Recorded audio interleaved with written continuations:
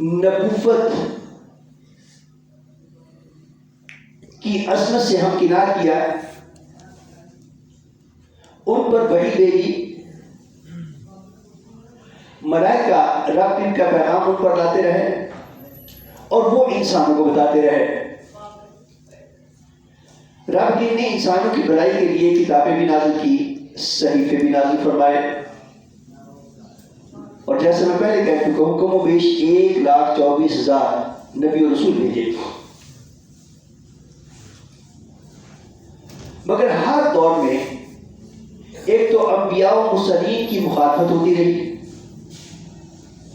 اور یاد رہے کہ مخالفت کرنے والے ہر دور کے مفاد پرست عناصر ہوتے تھے، سارے لوگ مفاد پرست، انبیاء و مرسلین کی مخالفت کرتے، لوگوں کو دھوکہ دیتے اور ان کو یہ باور کرانے کی کوشش کرتے کہ یہ انبیاء و مرسلین در حقیقت تمہیں تمہارے آباء و اجداد کے راستے سے ہٹانے کے لیے نعوذ باللہ من ذالک غلط راہ پر لے جا رہے ہیں،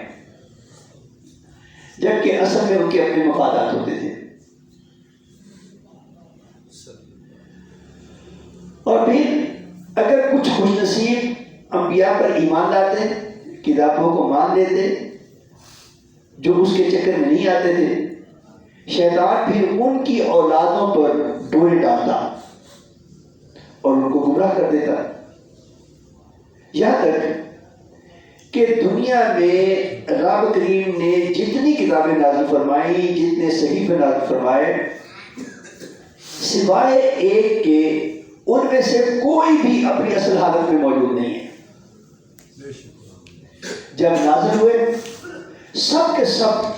رب کریم کا کلام تھے، سب کے سب اللہ تبارک و تعالیٰ کا نور ہدایت تھے، جن لوگوں نے ان کو مانا اور ان پر عمل کیا وہ بڑے خوش نصیب تھے۔ لیکن وقت کے ساتھ ساتھ پھر ایسے لوگ آتے گئے جو اپنے مفادات کی خاطر رب کریم کے کلام میں کمی بیشی کرتے، یہاں تک کہ رب کائنات نے اپنے پیارے راج دلارے نبی اور رسول حضرت محمد مصطفیٰ احمد مجتبیٰ علیہ تحیت و ثناء کو مبعوث فرمایا، جن کے لیے کہا جاتا ہے وہ جو نہ تھے تو کچھ بھی نہ تھا، وہ جو نہ ہو تو کچھ بھی نہ ہو، جان ہے وہ جہان کی، جان ہے تو جہان ہے۔ اور رب نے فرمایا کہ اے محبوب لولاک لما خلقت الافلاک، اے پیارے نبی صلی اللہ علیہ وسلم، اگر آپ کو پیدا کرنا مطلوب و مقصود نہ ہوتا، آپ کی جلوہ نمائی پیش نظر نہ ہوتی، تو یہ کائنات ہی پوری کی پوری بات سے وجود میں نہیں آئی تھی۔ آپ باعث تخلیق کی کائنات ہیں۔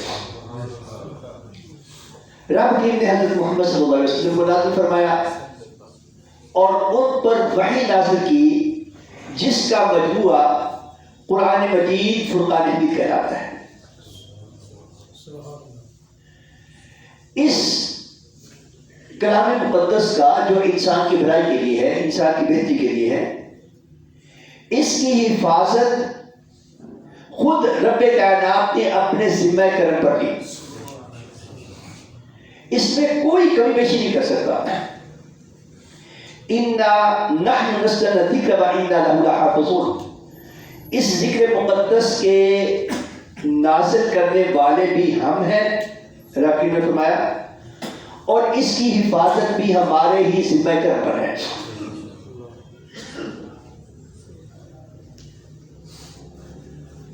نبی اکرم صلی اللہ علیہ وسلم پر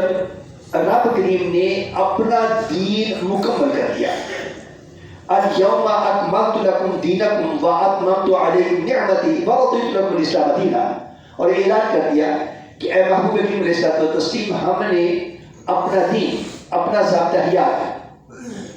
ہمیں کیا پسند ہے کیا ناپسند ہے،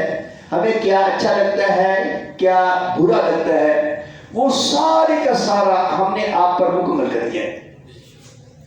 اور اس پورے ضابطے کا نام ہم نے اسلام رکھا ہے۔ لوگوں کو بتایا، اے لوگو لقد کان لکم فی رسول اللہ اسوۃ حسنہ، تمہارے لیے یہ ہمارے حبیب نبی حضرت محمد مصطفیٰ احمد مجتبیٰ بہترین ماڈل ہے، بہترین نمونہ ہے۔ وما آتاکم الرسول فخذوہ وما نہاکم عنہ فانتہوا، جو کچھ تمہیں یہ عطا فرمائے وہ لے لو، اور جس سے روک دیں اس سے رک جاؤ۔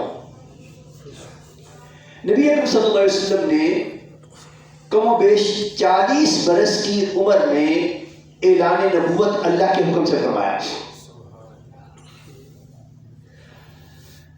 آپ روز اول سے نبی تھے،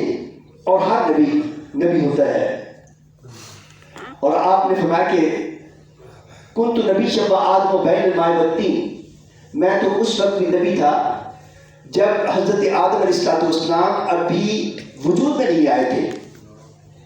لیکن اعلان نبوت کب کیا؟ جب رب کریم نے حکم دیا، رب کریم کا منشا ہوا، کیونکہ رب کریم خود فرماتا ہے وَمَا يَنطِقُ عَنِ الْهَوَىٰ إِنْ هُوَ إِلَّا وَحْيٌ يُوحَىٰ، اللہ کے یہ نبی اپنی مرضی سے نہیں بولتے، اپنی مرضی سے کلام تک نہیں کرتے، یہ تبھی اعلان کرتے ہیں جب رب کریم کی طرف سے حکم آتا ہے۔ اور کم و بیش 23 سال کے عرصے میں یہ ضابطہ حیات اور دین اسلام اللہ رب العالمین نے مکمل فرما دیا، اور یہ اعلان کیا کہ لوگوں سنو، ما کان محمد ابا احد من رجالکم ولکن رسول اللہ وخاتم النبیین، یہ حضرت محمد مصطفیٰ احمد مجتبیٰ صلی اللہ علیہ وسلم نام لے کر فرمایا، یہ حضرت محمد صلی اللہ علیہ وسلم تم میں سے، تمہارے مردوں میں سے کسی کے والد نہیں ہیں، ہاں یہ اللہ کے رسول ہیں اور خاتم النبیین ہیں، اور رب کریم جو کچھ فرما رہا ہے نا، یہ نہیں ہے کہ اس کے علم میں نہیں ہے، وَكَانَ اللَّهُ بِكُلِّ شَيْءٍ عَلِيمًا، یہ ذہن رکھو کہ اللہ رب الکریم ہر شے سے واقف ہے، ہر شے سے واقف۔ حضور نبی اکرم صلی اللہ علیہ وسلم نے خود سے وضاحت فرمائی کہ انا خاتم النبیین لا نبی بعدی، میں آخری نبی ہوں اور میرے بعد کوئی نبی نہیں آئے گا، میں آخری نبی ہوں، میرے بعد کوئی نبی نہیں آئے گا۔ ہاں آپ نے فرمایا کہ کچھ جھوٹے لوگ نبوت کا دعویٰ کریں گے، جھوٹے لوگ، حقیقت نبی کوئی نہیں آئے گا، ہاں جھوٹے لوگ نبوت کا دعویٰ کریں گے۔ اگر کسی کے ذہن میں یہ آئے کہ حضرت عیسیٰ علیہ السلام اللہ کے نبی ہیں اور اللہ کے رسول ہیں، صاحب کتاب ہیں، ان پر انجیل نازل ہوئی تھی، وہ بھی ملک قیامت میں آئیں گے، ہاں آئیں گے، یہ علامات قیامت میں سے ہے۔ مگر جب حضور سیدنا عیسیٰ علیہ السلام تشریف لائیں گے تو تشریف لانے کے بعد وہ اپنی نبوت کا پرچار نہیں کریں گے، بلکہ حضور صلی اللہ علیہ وسلم کے ایک امتی، عظیم المرتبت امتی کے طور پر وہ روٹین لائف بسر کریں گے۔ تو کوئی نبی نہیں آئے گا، جو آئیں گے وہ جھوٹے ہوں گے۔ یہاں تک بات اگر سمجھ آ گئی تو اگلا مرحلہ کہ نبی رحمت صلی اللہ علیہ وسلم نے فرمایا کہ کچھ جھوٹے لوگ نبوت کا دعویٰ کریں گے۔ یہ بھی آپ کو بتا دوں جن لوگوں کے ذہن میں رہ سکے کہ حضور نبی اکرم صلی اللہ علیہ وسلم کے اعلان نبوت سے قبل جب کسی بدبخت کے ذہن میں فطور آتا تھا نا تو وہ خدائی کا دعویٰ کرتا تھا، جیسے فرعون نے خدائی کا دعویٰ کیا۔ نمرود نے خدائی کا دعویٰ کیا، وہ خدائی کا دعویٰ کرتے تھے، لیکن حضور نبی اکرم صلی اللہ علیہ وسلم کے اعلان نبوت کے بعد آپ نے مقام نبوت کو اللہ کے حکم و ہدایت پر وہ عصمت بخشی کہ آپ کے بعد جب کسی بدبخت کے ذہن میں خناس آتا ہے تو وہ پھر نبوت کا دعویٰ کرتا ہے۔